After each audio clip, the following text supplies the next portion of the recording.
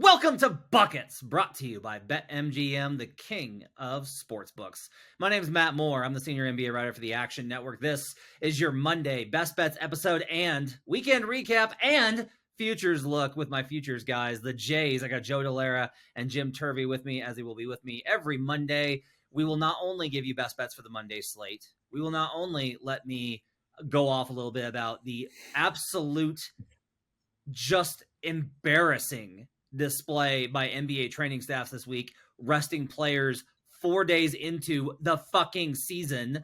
But we will also give you futures plays. We have some juicy stuff already. Look, these markets can be in flux. We've got early signals. There's value to be found. There's gold in them. There are hills, and Joe Delara and Jim Turvey are excellent at finding it. We'll break all that down on today's show. Everything we talk about in today's show can be found in the award-winning Action Network app. You can track your picks. You can tail Jim and Joe's bets.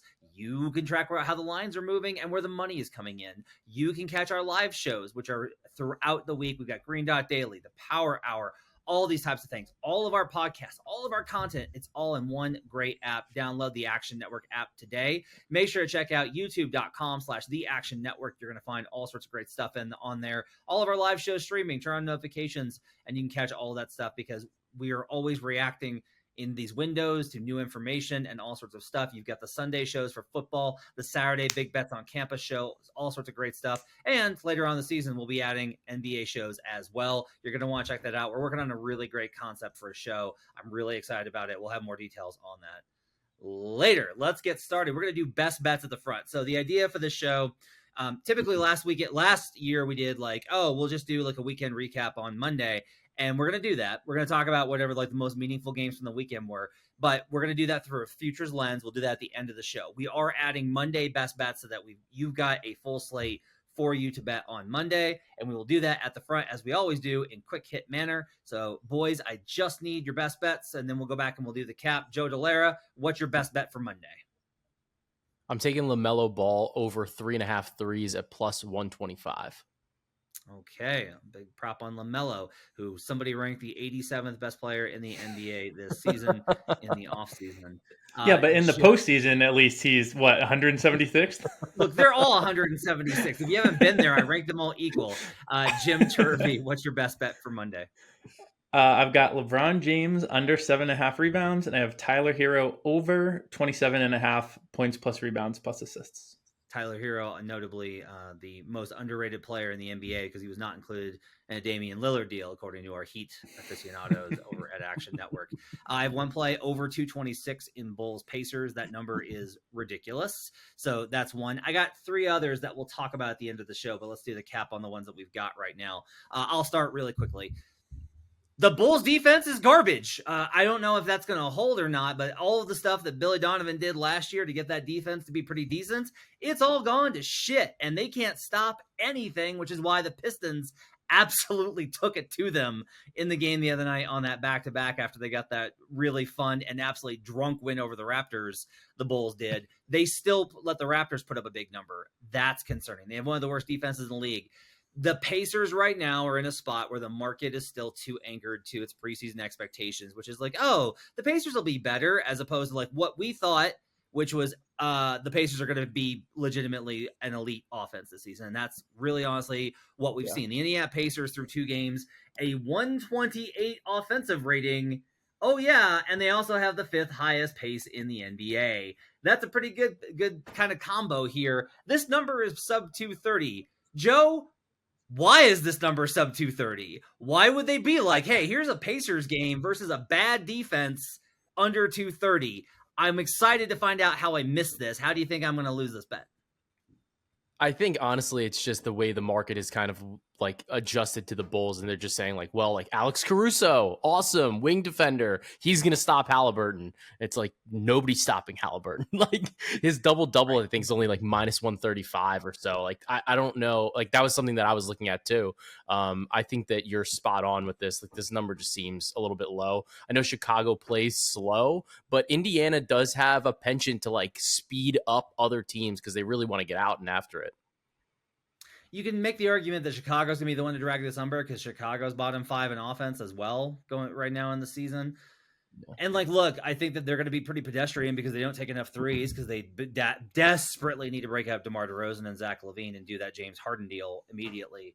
That has been rumored for the last couple of days. But in general, Jim, I just still kind of think like, look, I think we get here on a Pacers number. I think that the Bulls will probably find ways to score in the inside versus the Pacers, who aren't a great defense.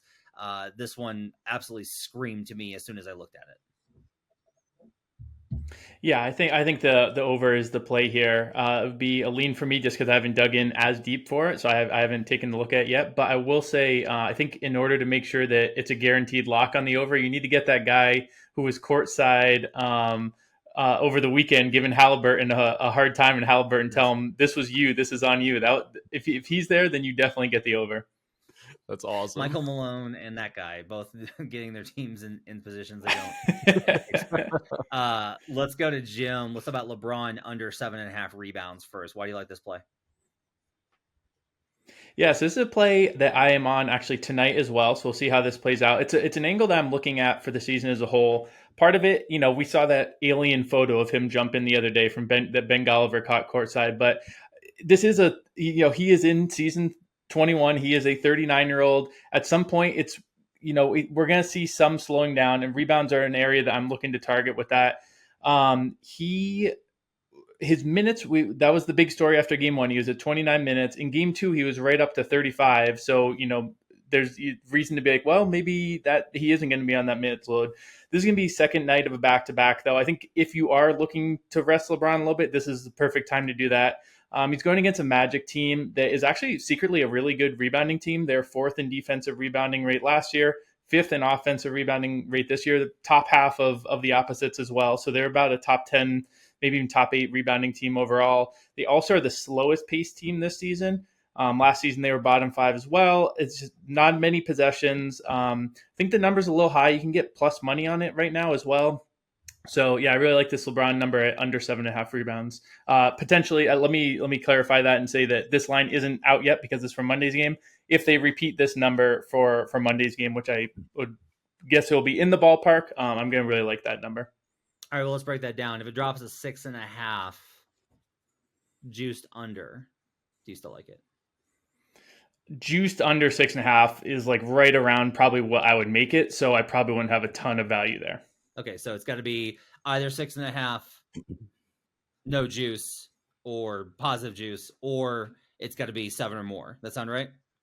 If it's like -110, -115, I think there's a little bit of like that's right around the break point for me for this prop. Okay. And then Tyler Hero over 27.5 PRA. The Heat taking on the Milwaukee Bucks will be on back-to-back. Yeah, so Hero's one of these guys who has seen a massive jump in his field goal attempts and usage early in the season. Part of that is we've had one game of no Jimmy, but even in the 2 other games, he got up an average of 22 field goal attempts a game, almost 10 of them per game coming from 3 as well. He's averaging 38 minutes a game right now. His usage rate is right around where Zach LaVine's was last year to kind of give you a feel for how the Heat are using him right now. He's averaging right around 30.5 PRA right now. And that's with a field goal percentage on twos that's actually much lower than in season past, and a free throw rate that's lower than season past as well. So there's a lot of room for him to get up into like the 32.5, 33.5 range for this PRA number. And the market just hasn't caught up to it yet. So against a Milwaukee team that, is not the defense we've seen in seasons past, especially in that backcourt. And they also played at a faster pace. So I think it's a solid matchup for him, and in a market that hasn't quite caught up to his usage and overall, production in this Heat lineup so far. As we're wrapping this up, the Milwaukee Bucks are getting waxed by the Atlanta Hawks by, let's see, that would be 17 points currently. And it's been over 20 for much of the second half. So I don't know if the Bucks are going to play starters here, which makes this probably an even better thing. They may wind up resting guys, whether it's Giannis or Brook or or some combination. Chris Middleton didn't play in this one, so you would expect him to play on the second night of the back-to-back. But sometimes we thought that last season, and Chris just sat both of them. So we'll get to all that nonsense here in a little bit, but that probably puts a little bit more value on Tyler Hero, given that if Brook is out or Giannis is out, there's going to be a lot more ways for one, Hero to pick up rebounds, but two, it's also going to be easier to attack the interior. So I like that play quite a bit, Joe, on the Tyler Hero over 27.5. Yeah, I do too. I think it's a cool way to back Miami, and it's a little bit nuanced too, because Tyler's always going to get run. Like, it doesn't matter whether Jimmy's playing or not, or Bam or anybody. So he's always getting run. Let's go to yours. LaMelo Ball over 3.5 threes, plus 125 in the market. That's attractive.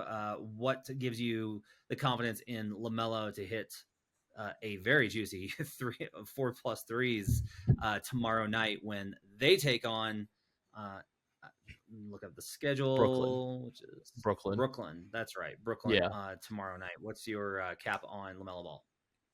So part of why I like this is actually LaMelo's seen like a pretty significant uptick in his 3-point volume. And that was something that he did last year. And I was curious to see whether or not it was going to kind of translate this year. This year, he's averaging 9 3-pointers per game. Last year, he was averaging over 10. But the year previous, he was around like 7. So it seems like the 3-point shot is definitely something that he's kind of added to his arsenal. He's going to be using readily. And we all know that like LaMelo's volume is significant. So the thing that I was concerned about at first was that Steve Clifford was talking about how LaMelo was probably going to be limited to like 30 minutes. And it honestly just doesn't matter, because LaMelo is like he's 1A on that team. When he wants to get his shot up, he gets a shot up. So it's like, if he's not playing 36 minutes, it's okay. He's basically still seeing the same volume that he normally would. LaMelo's a great 3-point shooter. And then even against Brooklyn, what I was looking at is obviously it's small sample size, but they're allowing opponents to take over 40% of their shots from 3-point range, and they're allowing over 40% on the makes. So what was interesting about that is that last year they did a great job of driving opponents off of the 3-point line. However, they still surrendered about 38% from 3, which was bottom half of the league. So LaMelo, elite shooter, I think that they might try to like push him a little bit, but I think that it's a little bit harder just because he's so shifty. He gets the shots up that he wants. He gets to his spot pretty easily. And I think that, a lot of times the point of attack defense, it's a little bit overrated sometimes, like on the perimeter, just in terms of what Brooklyn's going to be able to do. So I think LaMelo will still be able to get his shots up, and at 3.5 at plus 125, it's definitely a number I like, just based on the fact that, he's getting up basically 10 shots a game. And last year he averaged 4 makes per game. This one's interesting because it's like the Nets are allowing these numbers early, but like the highest allowed 3-point percentage in the league right now is Boston, because Miami once again was just like, hey, what if we shot 45% from 3 versus you yes. again? So like, I don't know, that's so far away from, I think, what we kind of expected from Brooklyn, where they have so many plus defenders, especially on the perimeter with Mikal Bridges and those type of things. Like, it makes me a little bit nervous, especially, but I mean, you kind of have covered that with the fact that this is a long-term kind of value play, where it's like, look, this is a plus 125 on not an outlier performance, but it's above, kind of a market expectation on him with the plus 125 juice. So I get it. I can't get there just because I'm like, there's something fundamentally in me that's like, well, no, like Brooklyn's good defensively. Like, they should be good, but they're not good right now. Yeah. So I'm going to definitely monitor this one and keep an eye on it to see whether or not you're able to hit this one or not. Yeah, and I mean, if you think about who Brooklyn has played, like they played the Cavs and they played the Mavs. Both teams are like, Dallas kind of retooled to be able to shoot a little bit better from 3, right? But, Cleveland's not exactly known for their 3-point shooting either. So I do think they're going to be able to get LaMelo's going to be able to get the shots up that he wants. So, Jim, as we kind of transition here to more of a big picture look, you've wanted to talk a little bit about kind of early season trends and things to watch for and how to play stuff early. I want to kind of get into some of those with you. What are your kind of thoughts as far as some of the things that you think that we should be on the lookout for early in the season? Yeah, I think it's really fun early in the season to kind of see what trends we think make sense and are, kind of logical, and what are, small sample and we're kind of like, yeah, I don't know if I buy that entirely. So I think there's really a science to that, where the more depth of knowledge you have of the league, the more your radar is going to go off in the correct direction for those. So just looking at stuff like pace, like teams that are changing their pace. So the Wizards have the top pace in the league right now. That makes sense. They've got new players in, like Jordan Poole is going to be looked to run and gun. They're not going to be playing a lot of defense. That to me makes perfect sense. One that I think is really interesting, and I would love to get your take on, is the Mavs are up from 28th in pace last season to 4th in pace this season. Again, this is the tiniest of samples, right? It likely will not settle at 4th for the season, but I'm very curious, even if it moves into the top 12 or so, that could have a pretty big impact on Luka's counting stats. He always had these amazing counting stats while doing it for arguably the slowest team in the league. I think that's really interesting to think about from an MVP perspective in particular, or like to lead the league in points. A couple of those categories where he's going to be knocking on the door. If they're even top 12 in pace, that's going to be a huge impact on those numbers. And I wonder if it's maybe the Lively effect. I wonder if it's, full season Kyrie. That one is one that I'm not 100% sure which direction I think it's BS or not BS or what. So I wanted to get your guys' thoughts on that one. One of the things that Dunks and Threes has, which I love, is that they have offensive possession length and defensive possession length. Dallas is number 3 in defensive possession length. So they're they're third shortest for defensive possession length. So I think they're actually getting like sped up because of the defense, because I don't think the defense is like particularly good. And like it's evidence kind of, like they're 23rd in adjusted defense so far. Obviously it's early in the season, but I think that because the defense hasn't been good, they're getting sped up, and like opponents are kind of getting what they want. And obviously like Luka, Kyrie, like neither is like a particularly great defender. You have a rookie center in Lively. I think that maybe that's a little bit why, but I think you're 100% right. If it improves Luka's counting stats, which were already absurd, it's tough to look away from him for MVP, and that ankle sure looks good. Yeah, it's interesting right from the idea of is it that the Mavs are playing faster or they're getting sped up because teams are still scoring at them incredibly easily? Like that combo is I think interesting. Here's the other thing I would kind of say. If we look at this from a per player perspective, Luka's pace is 103.8. Kyrie's is 103.6 in the same kind of range there. But when you get into the bench, Dante Exum's at a 109, Derek Jones Jr. is at a 110, Grant's at a 107 playing in the stagger minutes.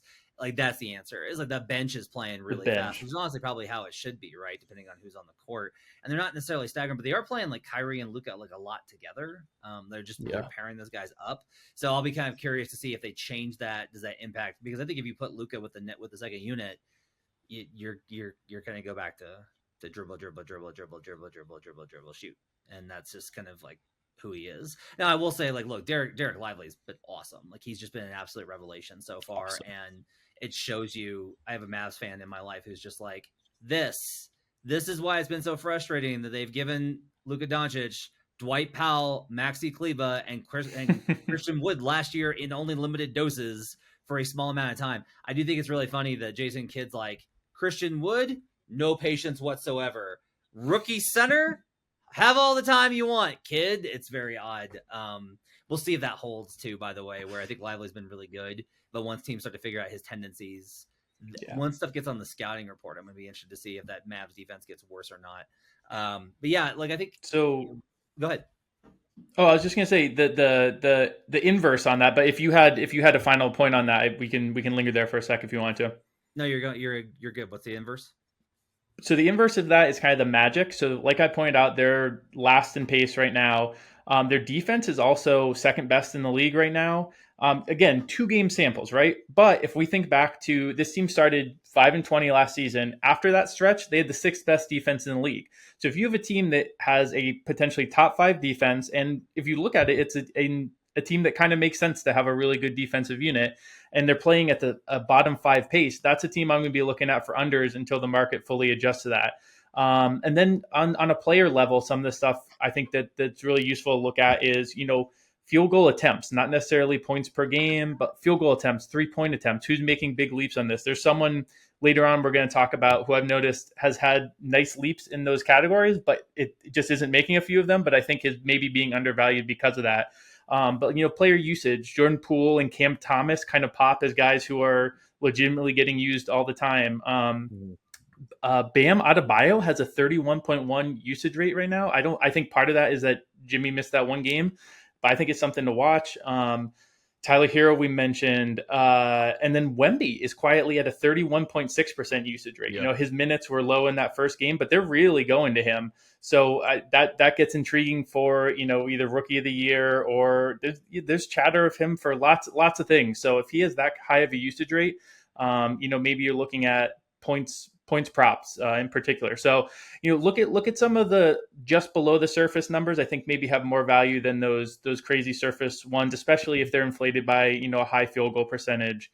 Also, and then just the final one I'll touch on is with 2 games that you can't really do it as much, but so we get like a week, maybe 2 out. Try to look at teams, like go to their actual schedule, see who their wins are over and who their losses against. Use that early strength of schedule to kind of suss out who maybe is off to an inflated start, who maybe has just had a really tough schedule. These are things that they aren't going to break anyone's brain, but they're really useful tools that when you get caught up in the day-to-day, it's easy to forget those, but they're all very useful for bettors.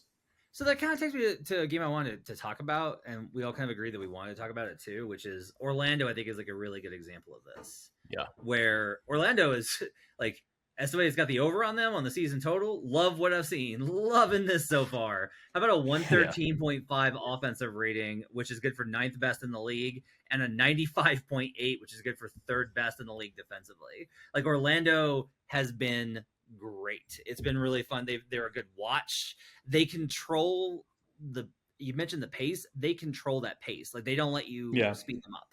And that's been really impressive. And those are all like good signs for their long-term outlook. They also play Portland and Houston.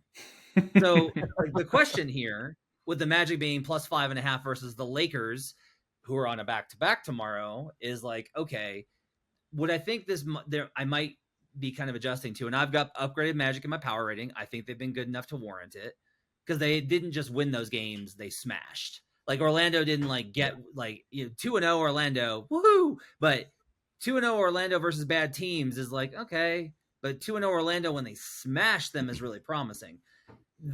I start to try and, you mentioned kind of looking at strength of schedule. I want to look at what your win profile is. And like first 8 games is when I will take like a serious kind of dive on it and be like, do they beat good teams? Do they beat bad teams? Do they cover versus good teams but lose? Do they cover versus bad teams but still lose? Like those types of things are what I want to get a sense of is, are you a team that no, like you will smash teams that are worse than you, but anybody who's as good as you or better, you're either going to lose or struggle with and fail to cover the number. And those are all things that we need more sample size on. But that to me is like something I'm very interested in with Orlando in this second game is like, hey, they're plus 5.5 versus the Lakers on a back-to-back. Like I have a little bit of value on this number. Like in my projections right now, based off of power rating, I've got this Lakers minus 3.4 ish. So I've got about 2 points of value on it. Magic on the first. I have bad news for you, Matt. What? It's Lakers minus 3.5. So you're right on with the market is the good news, but there's no value potentially. Okay. Where did I get? I had that number at 5.5. Sorry. I told you that before the show. One of you mentioned that. You mentioned it was 5.5. No, the other game we were going to talk about is 5.5. I think it moved from like 4. I think it's sitting around 4 or something like that. Gotcha. So that's probably why your brain went there. But okay, so anyway, I'm not going to play it now. Thank you for that. The Magic plus 3.5 even is kind of an indicator of like, look, if they are just a team that smashes versus the bad teams, the Lakers are not bad. Again, we'll get to why you're going to have to wait on this game. But I think it's an interesting question, Joe, of like how good are the Magic? I mean, I think one of the things that's notable about Orlando, number one, they're all like very young. I mean, their oldest player they have Gary Harris, but they're all generally pretty young. And Joe Ingles. I'm sorry, what a misstep there. But their usage, I think, is interesting because there's so many actual contributors on this team. So when you have a young team, I think one of the biggest things is like unpredictability in terms of the consistency of like how the players are going to perform. It's like, is this guy going to have a good day? Is he going to have a bad day? And like we see that sometimes, especially with like younger guards, or like even like Wembanyama. Like it's only been a couple games, but you just don't know like how he's going to be on a night to night basis. With Orlando, between having Wagner, Cole Anthony, Paolo, Fultz, Carter, like even Suggs, like you have so many different players that can kind of step up, and they have like relatively balanced usage. Obviously, it's led by Franz, but I think that he's probably the most polished of those young guys right now, and he's a capable leader, maybe able to take some more steps this season in terms of his improvement. But I think that that's what makes Orlando so good, is that they're young, they're balanced, and you have a lot of different guys that can handle the ball, pass the ball, shoot the ball, and play defense. So they all can kind of contribute in a different way. Even if maybe the shot's not falling, the defense might be there, and they can kind of spread the usage around, because it doesn't really seem like anybody's that selfish on that team. Tim, you got any thoughts there? No, I agree with pretty much everything Joe said. I think the biggest thing for me in terms of balancing this 2-game sample, right, is what Joe said about this is a very young team that could have taken a jump during that off season, and maybe that is a very legitimate, like that to me seems more realistic than a team that, like, if the Chicago Bulls were quote unquote making a leap in the first 2 games, it's going to smell a little different than if the Orlando Magic, a team full of young, talented, full of potential players, is making that leap. So yeah, no, I liked the Magic before the season. I like them, plus, not a huge amount, but just I continue liking them into this start they've had for the season. Another one that I want to talk about is the Memphis Grizzlies team total. So the total. Oh boy, do we have to? Yeah, we have to. Not the win total. That one, I think. Oh, okay. We're like, I'll go ahead and address this. Look, we did the work on it, and then Steven Adams got hurt or was out for the season with surgery. There was never any indication to me. Like, the Grizzlies people will tell you, like, no, he played in the preseason. We thought he was going to be fine, and he just wasn't. He was just like, I just still don't feel comfortable. He got, did another evaluation with the doctor, and the doctor was like, you're just going to need it, or if you want this thing to be stable long term, you're going to have to get surgery. They are signing Bismack Biyombo after 5 games, which is when they can get another roster spot from the jaw suspension. So, and if you're like Bismack Biyombo, and I'm like, yes, I just want someone over 6'4", because they're currently they're playing Roddy at power forward, and I'm like, God, and I get it. Grizzlies fans are like, well, Santi Aldama's out, and I was like, I like Santi. I do. You should have someone on your roster so that David Roddy's not playing power forward at 6'4", because yesterday Kyle Kuzma was just like, like chuckling after he made a rebound putback. It was infuriating. The Grizzlies have gone under their team total in all 3 games this season. They've gone under their team total in every single game this season. Now, if you look at the Dallas Mavericks, on the other hand, you don't wind up with necessarily an empowering defensive force either, because in their games this season, they have allowed their opponents to score 5.8 and 8 points more than the average expected margin. That's what they've allowed. Now, they've outscored him. This is the other thing, is the Mavericks have outscored their expected total delta points scored. This is over at killersports.com. 8.2 and 7 points. They're plus 8.2 and plus 7 in their first 2 games. They've allowed plus 5.8 and plus 8. So their opponents have also scored more. So what we have here is we have a completely stoppable force meeting an extremely resistible object, whatever the correlation is there. I kind of want to play Grizzlies team under, just because the Nuggets were, I think, the first one to kind of get this out the bag, and then the Wizards did the same thing, which is, hey, if Desmond Bane can't beat you, they don't have anything else. It's just Desmond Bane. They got nothing else. And so I kind of wonder if Grizzlies team total might be worth a play here, but the total still feels a little low to me in general. Joe? I think I might have missed it, what you were saying, but you were saying what my general thoughts on Memphis are for this game. So, I mean, I think that you're spot on in terms of like what they can do, because you don't really have another guy that's like really creating.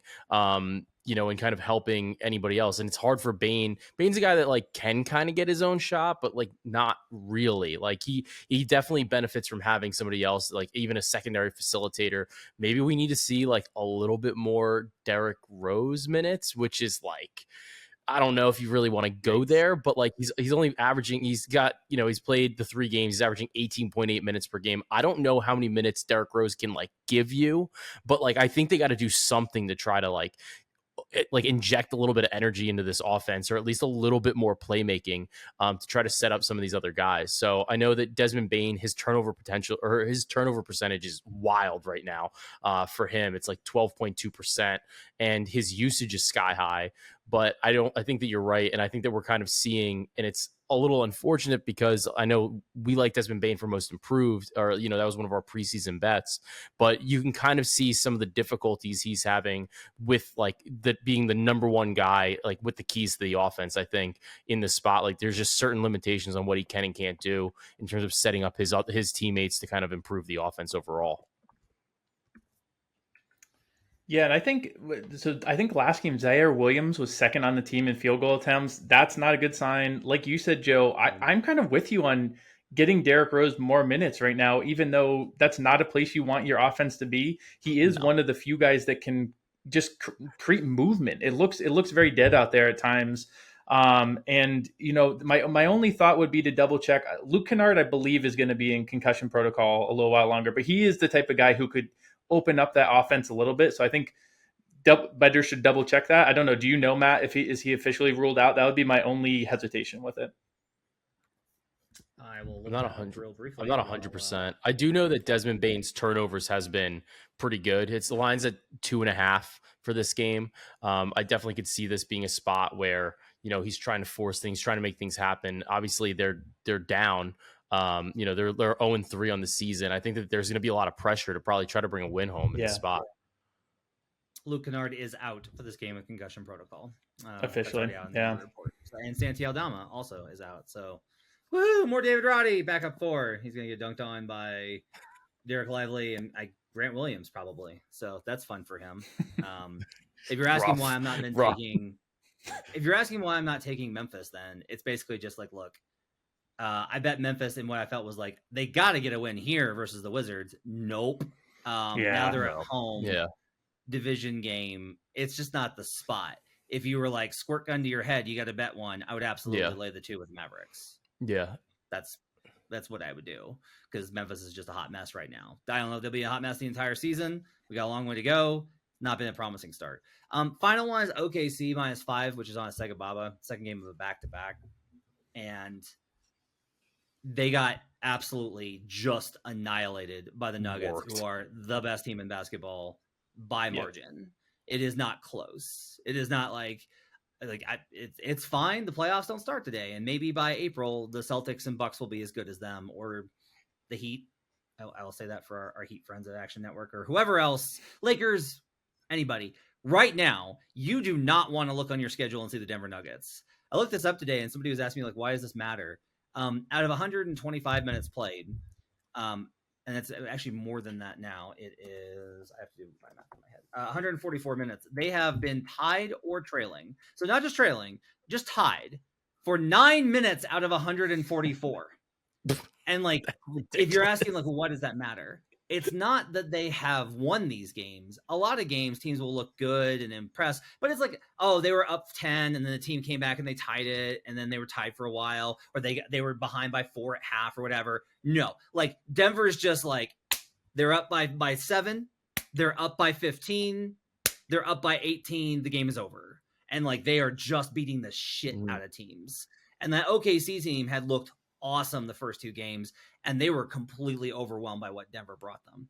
Now, this is about OKC. I do kind of think that OKC is probably good value here on a back-to-back. Young guys should play more. It's only 5. I think Detroit's probably a little overvalued after getting. They played great. Like, I love how Detroit's playing. They're playing a lot better. But Detroit's playing better as in, like, hey, they might win 30 games this season. Not they could beat OKC on the road. So I'm leaning towards OKC -5. But Jim, I can't trust the injury report, so I have to wait on this. Yeah, we'll set you up for that in a minute, but I do lean with the Thunder here for a couple of reasons. Second night of a back-to-back, I agree with you, isn't going to hurt a young team as much, and most of their key players, I don't think, played like the entire fourth. I was waiting on a Jalen Williams prop, and it sat right at 21 PRA for the whole fourth quarter. So I think their guys are going to be pretty well rested. Home game, and I agree with you on the Pistons. I've been super impressed with them. But this is not a team that is only like 2.5 points worse than the Thunder. Maybe there is a little bit of a back to back, so maybe you make that around 4. I still would have it a lean to the Thunder though, especially at home and after getting waxed by the Nuggets today. Yeah, I'm dying to know what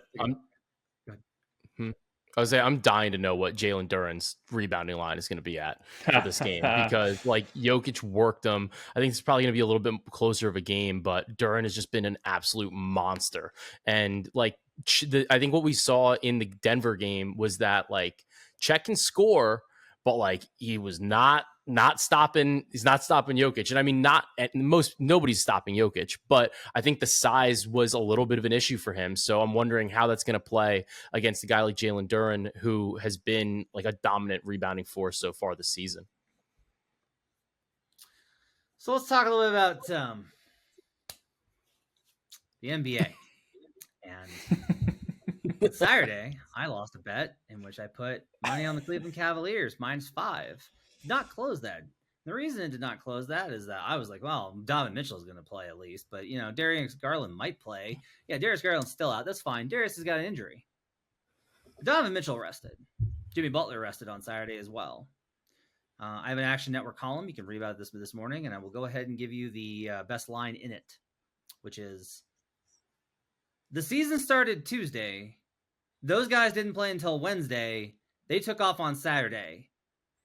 The Lord God himself had to create the world and worked more days in a row than these guys.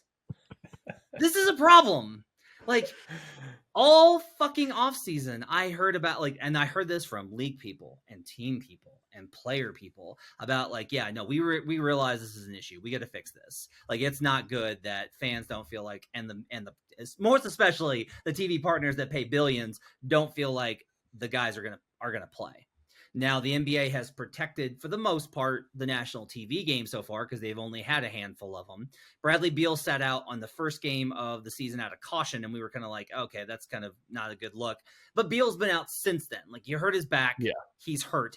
That's fine.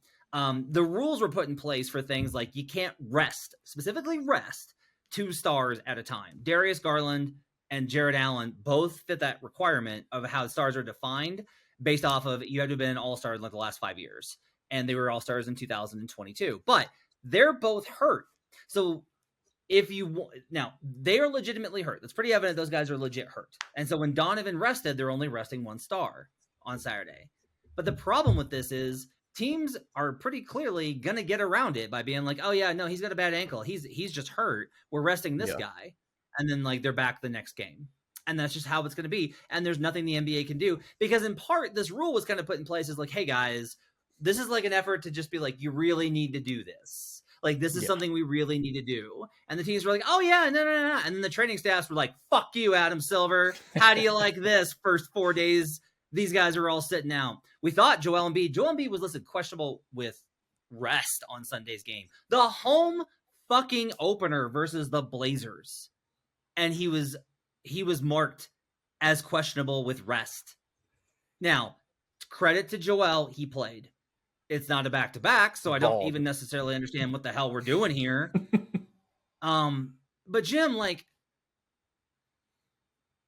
this is a bigger problem in the betting sphere than it is for even fans, but fans are sick of it too. And I've said this in a lot of chats.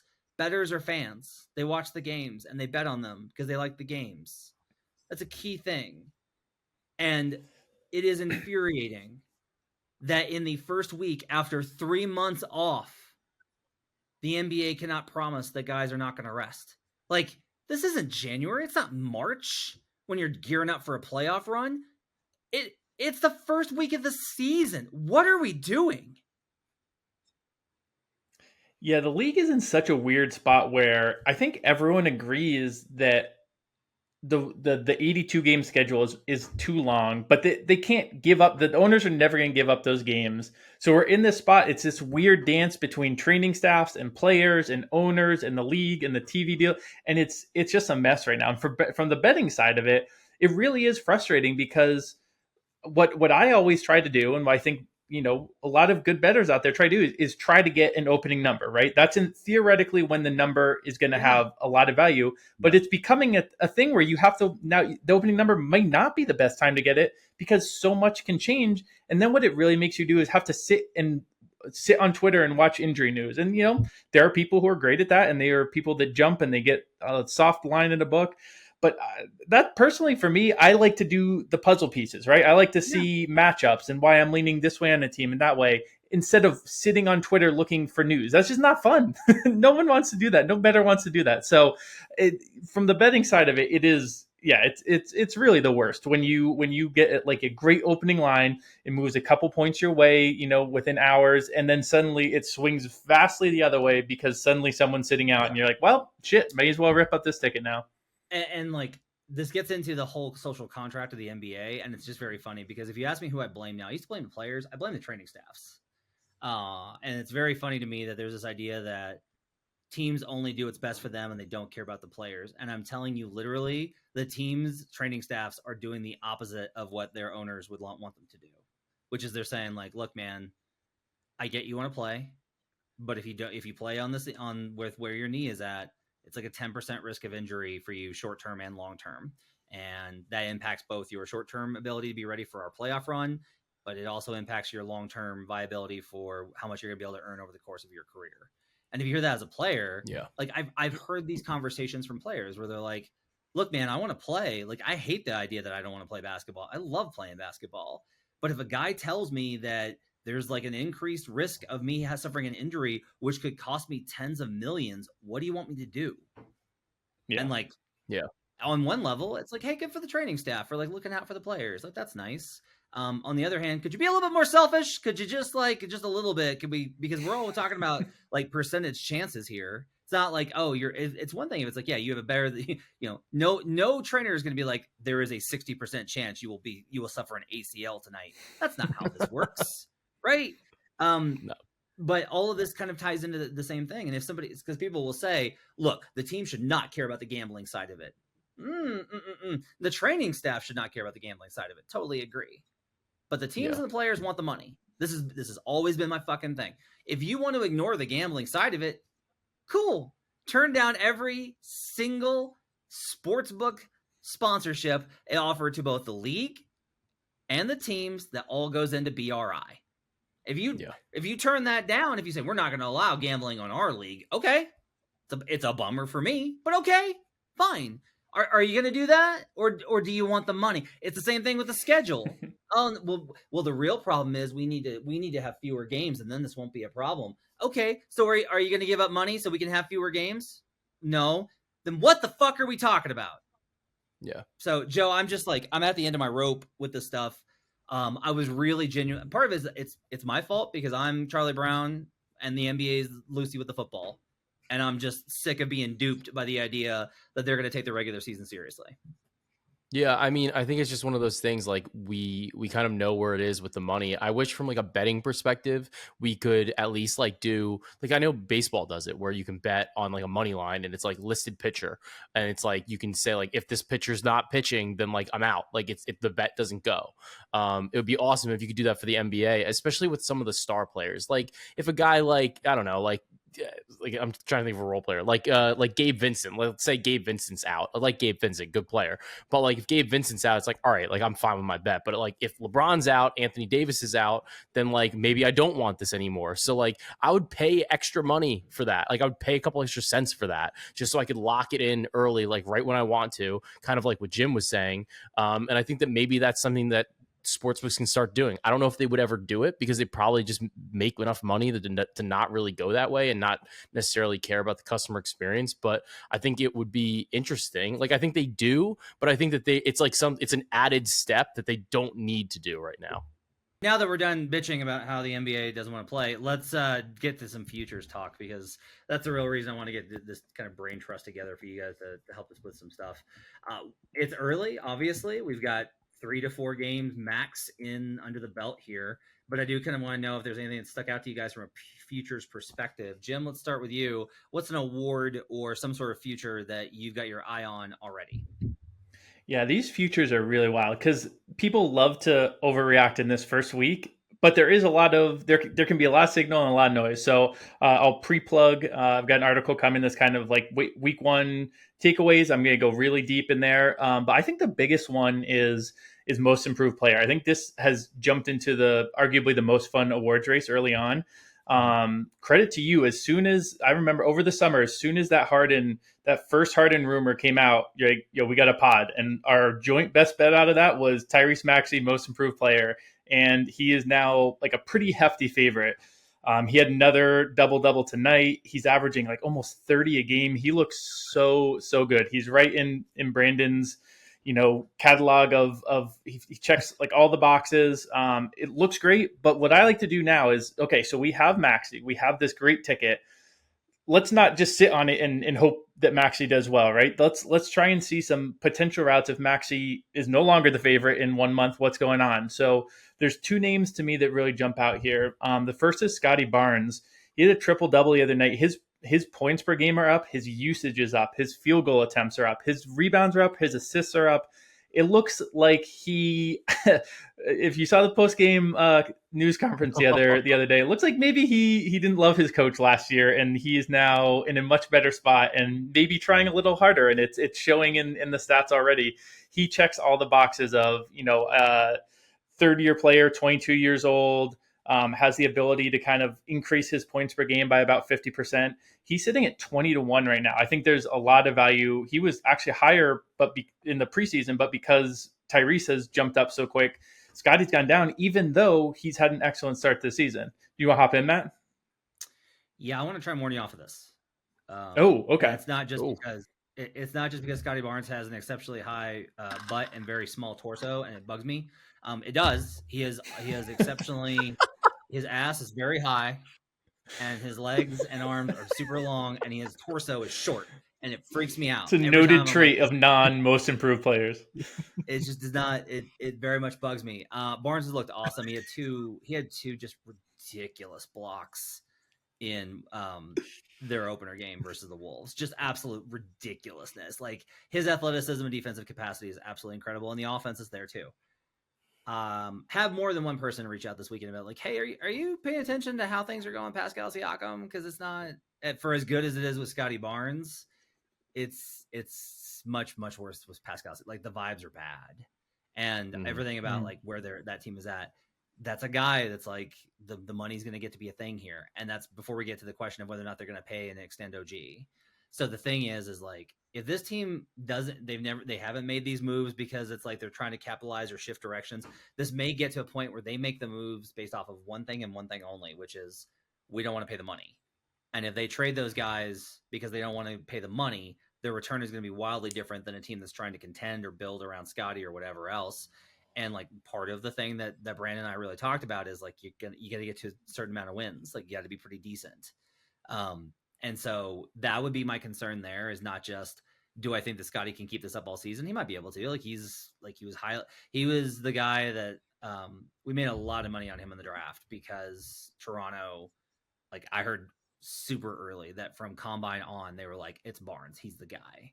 And I think it's one of the reasons why Masai is so invested in him versus everybody else, is like, Masai, I think, really believes that Scotty Barnes is the future of the franchise, and like a future, maybe not MVP, but like sub MVP level player. And if he is, then of course you're going to prioritize that. But that also means that they may take steps back this season. And so like, the kind of question here is, do you think that he can win it if they pivot away? Because I just am under the impression that things are very bad with some of the veterans right now.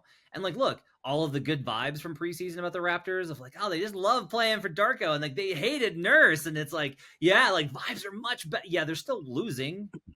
Like, they won the home opener versus the Wolves, and then like, they don't look good. So I don't know. Does any of that maybe warn you a little bit away from it?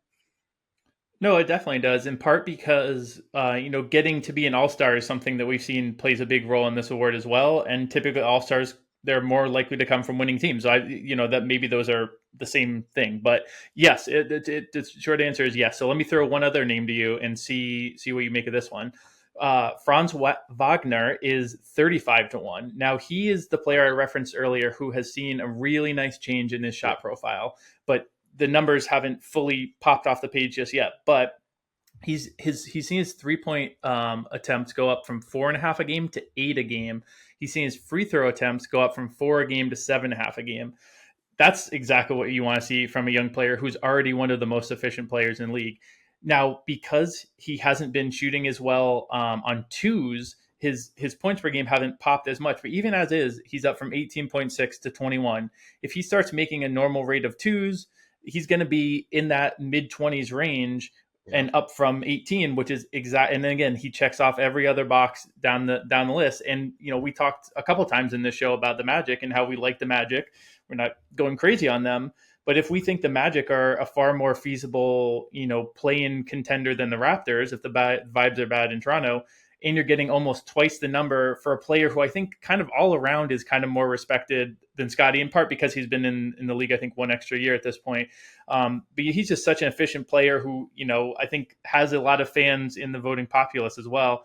At 35-1, he's the other guy who I don't think has popped just yet, in part because of some bad shooting luck, but could be a name that's in a couple weeks down to 20, 15, 10-1 as his numbers really start to look good and the Magic maybe are sticking around the play-in picture. Joe, what do you think on all this? I mean, I love Franz. I think Franz is great. I just think that at the end of the day, if Harden gets moved, like I think this is Maxey's award to lose. Like he's been so good.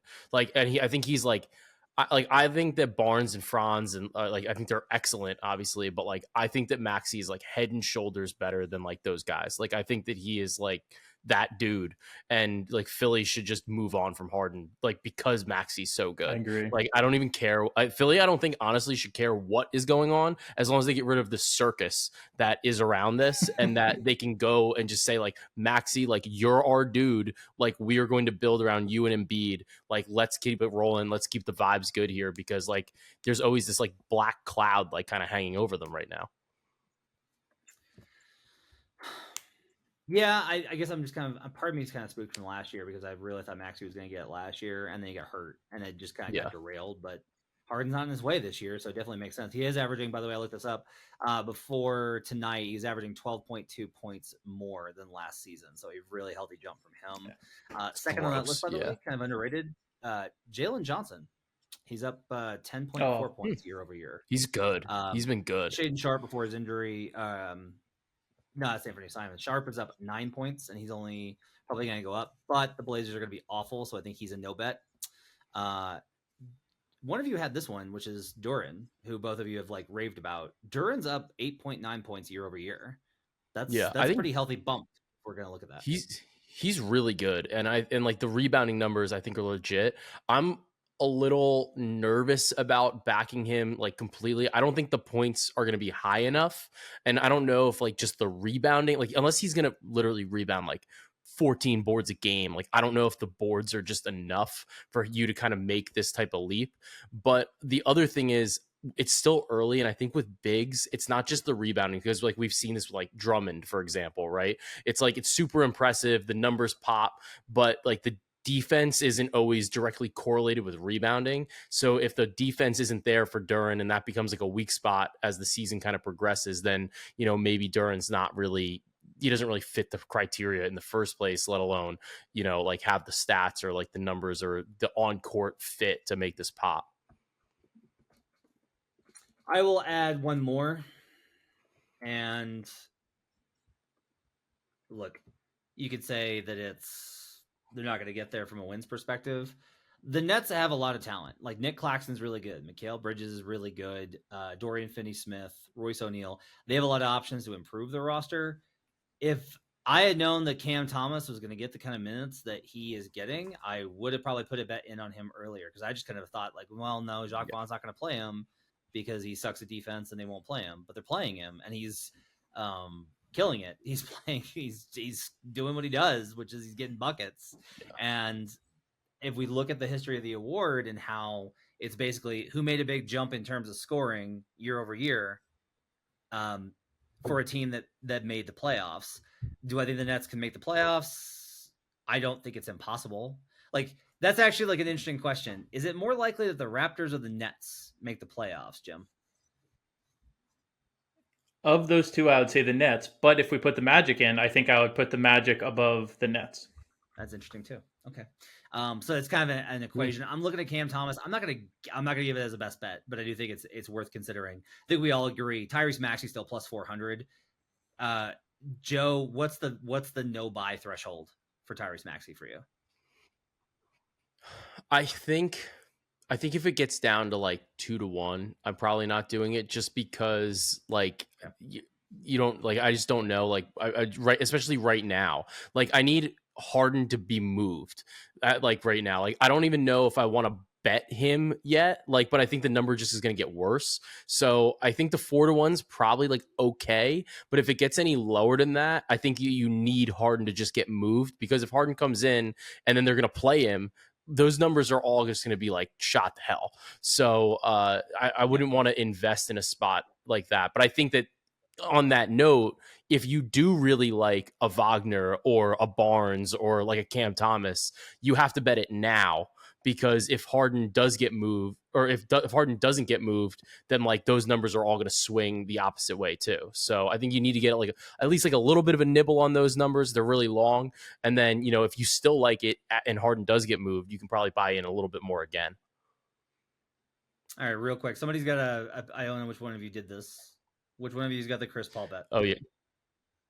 That's me. So I think that, Chris Paul, we obviously are seeing him now. Like, it seems like Steve Kerr is going to bring him off the bench.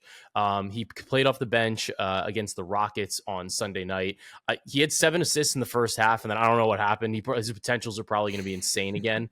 But he played 27 minutes, and I know that Draymond was on a little bit of a minutes limit, but I wouldn't be super surprised to see him like sitting around like 27 to like 30 minutes a game. I think it's a lot of time, and with his ability, I really like him with the second unit, because I think part of the problem with the second unit for the Warriors is that like there wasn't really an adult in the room last year. Like if you really look at it, it's like they were led by Jordan Poole. So like now you have Chris Paul, who I think can really kind of help elevate some of these younger guys, like whether it's Moses Moody, Jonathan Kuminga, and like Saric is a great player, and I think. And him and Chris Paul have a little bit of history together. So I think that there is an opportunity for Chris Paul to really lead this second unit in like a meaningful way, while also keeping some of the minutes down on these older, like out on the Warriors stars who have also gotten a little bit older. You have Draymond's a little bit older, Clay's a little bit older, Curry's even a little bit older. So maybe that helps you get through the regular season. And if this rotation kind of works, I think that the number it's in the market. You can get it as high as 20-1. I think that now that we know it looks like he's going to be coming off the bench, that number is a little bit too long. I supremely love this bet. I saw Joe put it in the sheet, and I literally shopped it and bet it within 5 minutes, because it's such a good look. And I can already see the narrative. These awards are narrative, right? I can already see the narrative shaping place. Nekias Duncan had the tweet yesterday, very respected, cover of the sport, talking about how the bench minutes where Curry is off the court were finally positive. If that lasts the whole season and CP is able to stabilize this bench unit that for a decade now has been just absolute trash when Curry is off the court, that's the kind of stuff that like makes a vote right there. So 20-1 is a crazy number. Again, you're paying a little bit for the unknowns of if Curry and Clay and Dre miss enough games between them, does CP start too much? That's my only worry about this. If they stay healthy, I think he can very easily average 12 and 8 off the bench and stabilize those units and really, really put together a easy 6-man of the year campaign. Here's a question: if CP is going to be immune to the resting rules and some of the other qualifiers based off the age stuff, but if he finishes below 65, isn't there kind of still going to be a little bit of like a push against him because he didn't like, even though the rules on that are still being like, I can't remember if those rules only they are hazy, hazy. or they apply to 65 games or not. So But isn't that kind of something else to consider here with Chris Paul? That's a fair point. 7,000. Yeah, I think that's definitely fair. I mean, I think part of it goes into the fact it's like when you look at these players, like the people that are going for sixth man of the year, nobody's going to have, in my opinion, like the name pedigree as Chris Paul. And like if he can play off the bench and like do it with grace, I think that that's going to go a long way narrative wise, because they're going to say like you are like you're going to be a first ballot Hall of Famer. You're one of the best point guards of all time, and you went to this team like in a weird way, like you get traded there, you're getting thrown in this totally different role. You handled it well, and then you put up great numbers, and then led a bench unit that has been historically bad, like Jim was saying, to like much success, and kind of stabilized the team that, you know, maybe needed that veteran leadership off the bench when you lost Andre Iguodala in the same year. So I think that this is definitely like a spot where the narrative could kind of help Chris Paul get there, even if like maybe the games are close, or maybe there's another guy that maybe just has the traditional 6-man role where he's scoring like 18, 20 points a game off the bench, but, you know, maybe doesn't impact winning in the exact same type of way. Are you willing to make Chris Paul a best bet for this podcast on the official? Yeah, send it out. Lock it in. Network? Okay. All right, we're locking it in 16-1 at BetMGM. All right, it's got to do it for Buckets. Thanks for joining us. Appreciate you guys being with us. You can follow Jim Turvey on Twitter and in the Action Network app at TurveyBets. Joe Delera is at the very boring at Joe Delera. I'm at HB Basketball. Thanks for joining us. Hope you guys have yourselves a great week. We'll be back on Tuesday with Best Bets. It's going to be Maria Marino filling in for me tomorrow night as I'm at Nuggets Jazz. We'll see you guys again later this week. Till then, let's get buckets.